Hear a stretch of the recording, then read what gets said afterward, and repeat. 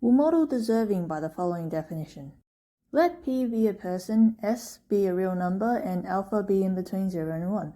We say that P deserves a consequence of severity alpha times S if and only if P intentionally committed harm of severity S. Now we define the benefit of inflicting a consequence C of severity S on person P by expected difference in harm committed by P minus S. Assuming a consequentialist ethics, the goal is to inflict punishments that maximize benefit.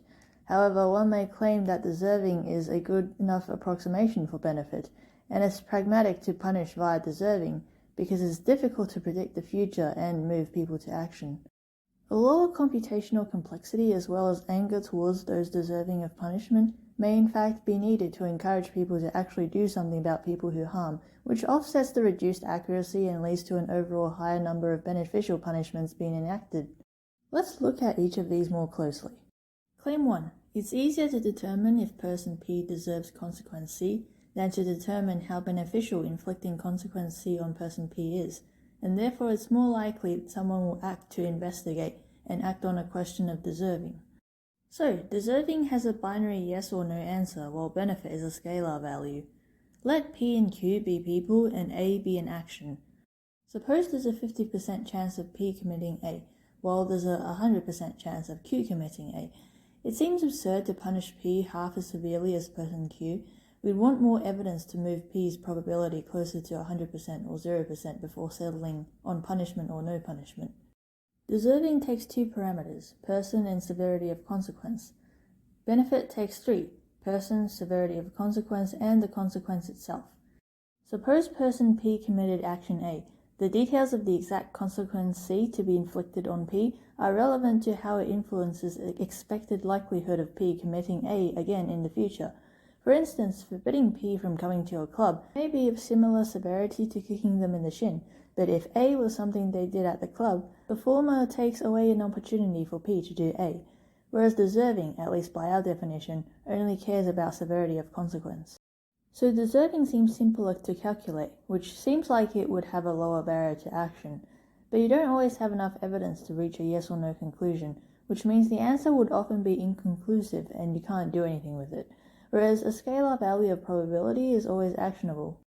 Let's suppose, due to how much of a pain it is comparatively to investigate either answer and how many people would therefore bother, 60% of cases receive a deservingness answer and 30% of cases receive a benefit answer, but only 40% of deservingness answers are actionable, while 100% of benefit answers are actionable.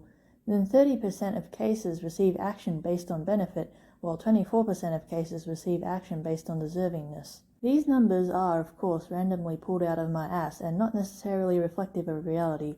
Their purpose is to illustrate how lower complexity does not necessarily mean more readily actionable. However, they might be in this case. I wouldn't know, that's an empirical question. Claim 2. Let L be the statement, person P intentionally committed an action A of severity S. Let M be the statement, P deserves a consequence of severity alpha times S, and let N be the statement, P is likely to continue committing A, and therefore consequences that may stop them are likely to be beneficial, and let T and U be societies. Suppose T defaults to interpreting L as M, while U defaults to interpreting L as N, then L will induce more anger towards P in T than in U. Corollary. Let Q be a person and suppose Q claims L. Suppose the percentage of people who believe L is false is equal in T and U. We denote that percentage by beta. Then Q would face more anger in T than in U. Proof. Beta percent of people would believe L dash, which is defined to be person Q intentionally accused P falsely of A, which is an action of severity S dash. Let tau be the degree of anger induced by L dashed in T, and upsilon be the degree of anger induced by L dashed in U. Then Q would face beta times tau units of anger in T, and beta times upsilon units of anger in U. By claim 2, tau is greater than upsilon, hence beta times tau is greater than beta times upsilon. How this may affect the rate of action taken to impose consequences on people who harm is left as an exercise for the reader. So that gives us some picture of how using deservingness affects rate of action, but even if it drives more action, if the trade-off in accuracy is too great, it's not really worth it. In fact, inaccuracy would be more dangerous precisely if action is more likely. But if the rate of accurately identifying deservingness is greater than the rate of accurately identifying benefit directly, then this could offset the fact that deservingness is only an approximation of benefit. An accurate measure of an approximation can be closer to the actual thing than an inaccurate direct measure of the thing. Let's focus on the former by assuming P deserves C implies benefit of inflicting C on P is greater than 0. We'll also assume that the base rate for genuine mistakes are the same for both deservingness and benefit, further limiting our scope to how one may deliberately lead others to a false conclusion.